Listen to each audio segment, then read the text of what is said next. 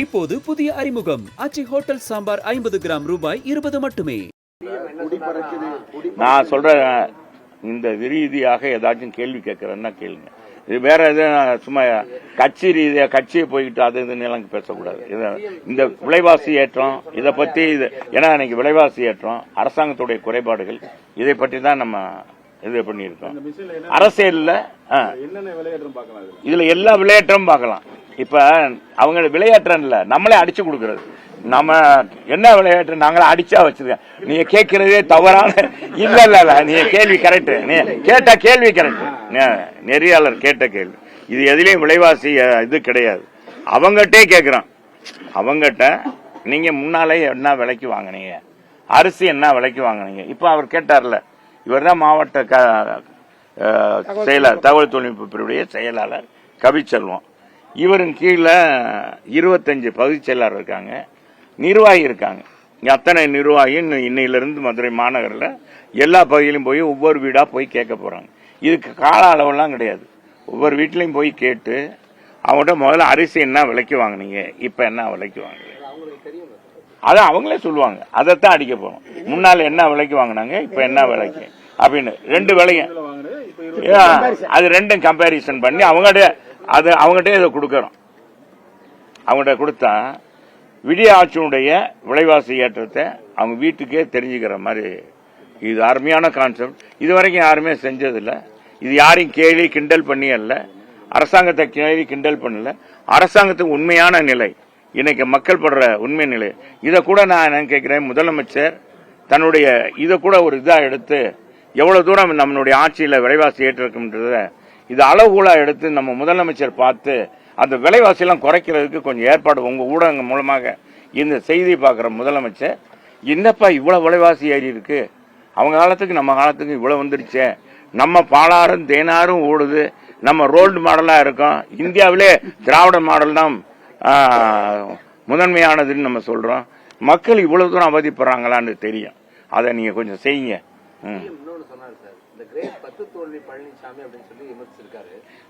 இது நான் என்ன சொல்றேன், திமுக மாதிரி தோல்வி கண்ட இயக்கம் கிடையாது. தோண்ட அந்த கட்சி இருக்குமா இல்லையான்ற நேரத்தில் கூட கலைஞர் தன்னுடைய பேச்சாற்றலும் கவிதையாலும் அவர் எழுதினா உடன்பிறப்பே அப்படின்னு சொல்லி ஒரு கடிதம் எழுதுவார் முரசொலியில். அந்த கடிதத்தின் மூலமே அந்த கட்சியை வளர்த்தார். அது மட்டுமல்ல, எந்த தேர்தலையும் அவர் கூட்டணி அமைச்சு தான் போட்டிருக்காங்க. கூட்டணி அமைச்சு போட்டிட்டும் கூட அந்த கட்சி செயலிழந்திருக்கு. ஒரே ஒரு தொகுதியில் நம்ம முதலமைச்சர் 91 ஒரு தொகுதியில் ஜெயிச்சார். அப்புறம் அதையும் ரிசைன் பண்ணிட்டாரு. அதனால திமுக தோல்வியை பற்றி திமுக பேசவே கூடாது. எங்க புரட்சி தலைவர் எம்ஜிஆர் அவர்களை, புரட்சி தலைவரை, அவரை அதிகாரம் பூசிவன், அரசியல் பண்ண தெரியுமா, நடிகனுக்கு நாடாள தெரியுமா என்று கேட்டவர் தான் கலைஞர். அன்றைக்கு கேட்டாங்க. அப்படிப்பட்ட கலைஞரை 3 தேர்தலில் கோட்டை பக்கமே வரமுடாம செஞ்ச புரட்சி தலைவர் எம்ஜிஆர். அதிமுக மாபெரும் வெற்றி. முதல் 129 சட்டமன்ற தொகுதி, அடுத்து 80 ஆட்சியை கலைக்கிறாங்க. 2 நாடாளுமன்ற தொகுதியில் தான் நாங்கள் ஜெயிக்க முடிஞ்சது. 38 தொகுதியில் திமுக வெற்றி, திமுக காங்கிரஸ் கூட்டணி வெற்றி பெற்றது. அதை வச்சுட்டு கலைக்க சொன்னாரு. அன்னை இந்திரா காந்தி கலைச்சாங்க. எங்க தலைவர் வேற எங்கேயும் கேட்கல, 234 தொகுதிக்கு போனாரு. நான் என்ன தவறு செய்தேன், என் ஆட்சியை ஏன் கலைத்தார்கள் அப்படின்னு சொல்லி கேட்டார். 177 தொகுதியில் அதிமுக வெற்றி பெற்றது. நீங்க இன்னைக்கு சொல்றீங்களா பெரிய கட்சியெல்லாம் உங்க கட்சியில உங்க கூட்டணியில சேர, அன்னைக்கு அப்படிதான் காக்கா தேக்கா, குமரி ஆனந்த், நம்ம பான் நெடுமாறன் அப்படி ஒரு கட்சி தொடங்கியிருந்தாரு. அப்புறம் சின்ன சின்ன கட்சி எல்லாம் சேர்ந்தாங்க. அவங்கள வச்சுட்டு தான் எங்க தலைவர், எங்க புரட்சி தலைவர் மக்களை சேர்ந்தது. அதுதான் திமுக தோல்வியை பற்றி பேசுவது அர்த்தமற்றது என்பதை நான் தெரிவிக்கிறேன். தாங்கள் பின் தன்னுடைய கையை பிறவன் கையையும் பார்க்கணும், முன்கையை மட்டும் பார்த்துட்டு இன்னைக்கு வெற்றியை மட்டும் பார்க்க கூடாது. இத எல்லாருக்குமே நான் என்ன சொல்றேன், இல்ல மோடிஜின்னு அவரு ஒரு எதிர்கட்சி தலைவரை தண்ட சரக்கு இல்ல தம்பி, சரக்கு இல்லைன்னா என்ன செய்வாங்க, இந்த சண்டை தான் போடுவாங்க. நான் என்ன சொல்றேன், இந்த விலைவாசி ஏற்றத்தை பத்தி சொல்றேன். நம்ம முதலமைச்சரோ அமைச்சர்கள் இத்தனை பேர் இருக்காங்க, அவங்ககிட்ட சொல்லுங்க, எங்க இதுல விலைவாசி குறைஞ்சிருக்கு, நாங்க மாணவர்களுக்கெல்லாம் மடிக்கணினி கொடுக்குறோம், எல்லாருக்கும் மருத்துவ வசதி செஞ்சு கொடுக்குறோம்னு சொல்லுங்க. யாராச்சும் ஒரு அமைச்சர் சொல்ல முடியுமா? விலைவாசி குறைஞ்சிருக்குன்னு சொல்ல முடியுமா? எந்த அமைச்சரும் மதுரைக்கு நான் சொல்றேன் 10,000 கோடிக்கு எங்க இதுல 10 ஆண்டுகள் நான் அமைச்சராக இருந்தேன். 10,000 கோடிக்கு மேல பணிகள் நடந்திருக்கு.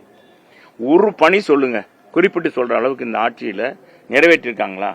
நீங்களே சொல்லுங்க மதுரைக்கு என்ன செஞ்சிருக்காங்க.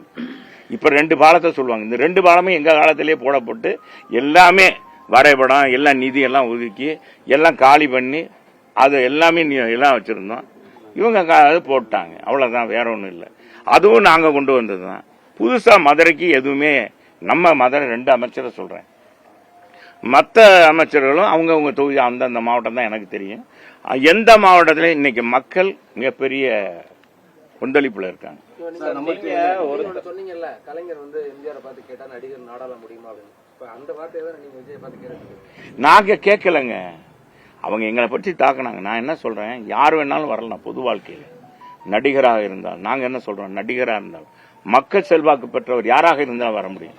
ஆனா எங்க தலைவர் வந்து அந்த இயக்கத்துக்கு ஏன் கலைஞரை முத அவர் ஜெயிக்கிறதுக்கு காரணமா இருந்து எங்க தலைவர் போய் 53ல வேலை பார்த்தவர்.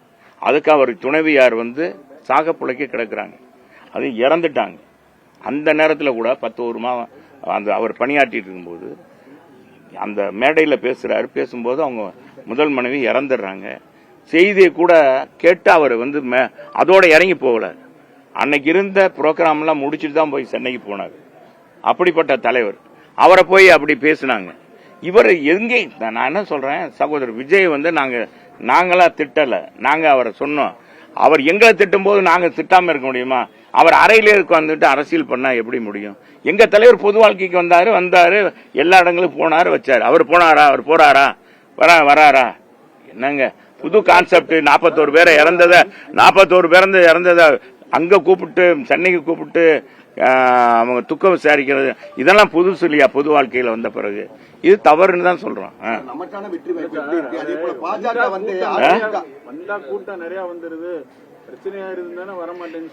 ஏங்க மத்திய அரசு இருக்கு, மாநில அரசு இருக்கு, எதுக்கு இருக்காங்க போலீஸ்? எதுக்கு இருக்காங்க? அவர் வந்தான்னா அதாவது கம்பெனி இது தேர்தல் பிரச்சாரத்துக்கு வர்றது வருதுங்க. இந்த மாதிரி துக்க விசாரிக்கணும், அதுக்கு தகுந்த மாதிரி போலீஸ் போடுவாங்க. போலீஸ் இவங்க மேல நம்பிக்கை இல்லையா? மத்திய போலீஸை வாங்குங்க, மத்திய போலீஸை வாங்கிட்டு போலாம்ல. அதெல்லாம் இதை சொல்லக்கூடாது. அதுக்காக சொல்றேன். நான் அதுக்கே வரல. அவரை பத்தி விட்டாச்சு. அவர் எங்களை நேரத்தே சொல்லிட்டாங்க, அவங்க வாபஸ் வாங்கிட்டாங்க. எங்களை பத்தி பேசணும், அப்புறம் நாங்க எதுக்கு பேசணும்? நீங்க இந்த போட்டு வாங்குறதெல்லாம் இருக்கக்கூடாது. போட்டு வாங்குறதெல்லாம் இருக்கக்கூடாது. நீ இந்த ஊடகங்கள் தான் இங்கிட்டு சிண்டி முட்டி விட்டு உங்களுக்கு ஏதாச்சும் அந்த டிஆர்பி ரேட்டு கூடணும் அப்படின்னு நீங்க ஏதாச்சும் கேட்பீங்க. அது சொல்லுங்க. நான் இப்ப அதை விடுங்க. இப்ப நீங்க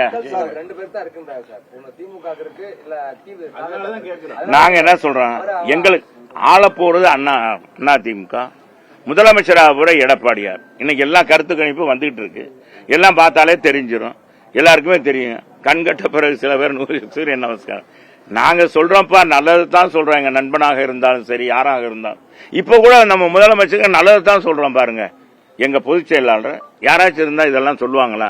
பில்ல போட்டு காமிச்சு அந்த வீட்டு இல்ல இவ்வளவுலாம் விலைவாசி ஏறி இருக்கு, முதலமைச்சரே கவனிங்க அப்படின்னு ஒரு எதிர்கட்சி தலைவர் சொல்ற அளவுக்கு எவ்வளவு மனப்பான்மை படைச்சவர், எங்க நல்ல உயர்ந்த மனப்பான்மை படைச்சவர் எங்க எதிர்கட்சி தலைவர். இப்ப எங்க பொதுச் செயலாளர் புரட்சி தமிழர் எடப்பாடி. அதனாலதான் தமிழ் மக்கள் இன்னைக்கு அவரை முதலமைச்சராக்கணும்னு நினைக்கிறாங்க. எடப்பாடி பழனிசாமி என்னை சேர்த்துக்கு வரான்னு திரும்பவும் திரு ஓ பன்னீர்செல்வம் முன்னாள் முதலமைச்சர், உங்களுடைய முன்னாள் ஒருங்கிணைப்பாளர். சரி, இது வந்து இது என்னன்னா ஊடுசால் ஓட்டுறாரு. நான் என்ன சொல்றேன், நான் இதை பற்றி கேட்கிறேன். அவர் கேட்கறது யார்கிட்ட கேட்கணும்? நான் சொல்ற கேளுங்க, யார்கிட்ட கேட்கணும்? அவர் எப்படி கேட்கணும்? ஊடகம் மூலமா கேட்பாங்க, இன்னொருத்தர் மூலமா கேட்பாங்க. ஒரு கட்சியில சேர்த்துக்கிறது. இவர் கட்சியில இவரெல்லாம் ஒருங்கிணைப்பாளர் இருந்திருக்காரு, முதலமைச்சரா இருந்தது. இவர் கட்சியுடைய நிலைப்பாடு தெரியும். இன்னைக்கு இந்த மாதிரி ஊடகத்துல பேசி தான் அவர் இப்படி ஆயிட்டார். இவர் மட்டும் இல்ல, இவர் கூட பின்னால இருக்காங்க பாருங்க, அவங்களையும் பாதிக்க விடுறாரு. நான் அண்ணன் பன்னீர்செல்வத்தை கேட்டுக்கிறேன், இந்த நாடகம் எல்லாம் வேண்டாம். ஏன்னா மக்கள் பார்த்து சலிச்சு போயிட்டாங்க. கலைஞர் நடத்தாத நாடகமா? ஏங்க அவர் இன்னைக்கு முதலமைச்சர் செய்யாத நாடகமாங்க, ஒத்திகையாங்க, அவர் காட்டாத படமா? இவர் புதுசா காமிக்க போறாரு. நீங்க அதெல்லாம் விடுங்க, மத்தது என்ன சொல்லுங்க. இத பத்தி சொல்றீங்களா? அதிமுக எளிதில் வெற்றி பெறக்கூடிய இடங்களை ஃபுல்லா பாஜக கேட்டு வற்புறுத்துவதாக ஒரு தகவல் வருது, உண்மையா? அது உங்களுக்கு வந்திருக்கும், எங்களுக்கு எல்லாம் வரல.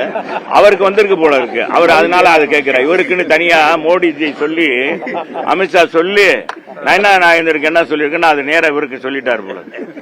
ஏங்க நீங்க வேற, நீங்க பாஜக கூட்டம் அதிமுக கூட்டணி மாபெரும் வெற்றி பெற போகுதுன்னு சொல்ல போறாங்க.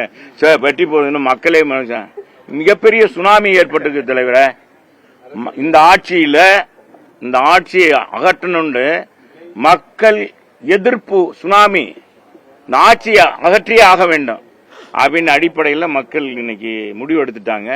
அதனால யார் எத்தனை பேர் கூட்டணியில் அதை சேர்ந்தாலும் சரி, திமுகவோட கூட்டணி வச்சாலும் சரி, அவங்க எல்லாம் இந்த சுனாமியில் அடிச்சு போயிடுவாங்க. அது உண்மை, அது உறுதி. சரி போதும், வாங்க தலைவர், நாளைக்கு பேசுவோம். எப்ப இவ்வளவு பேசிருக்கேன், இதுக்கு நீங்க போடலாம். இதுக்கே உங்களுக்கு அரை மணி நேரம் ஓடும். சரி வாங்க வாங்க, இது எடுங்க. இப்போது புதிய அறிமுகம் ஆச்சி ஹோட்டல் சாம்பார் 50 கிராம் ரூபாய் 20 மட்டுமே.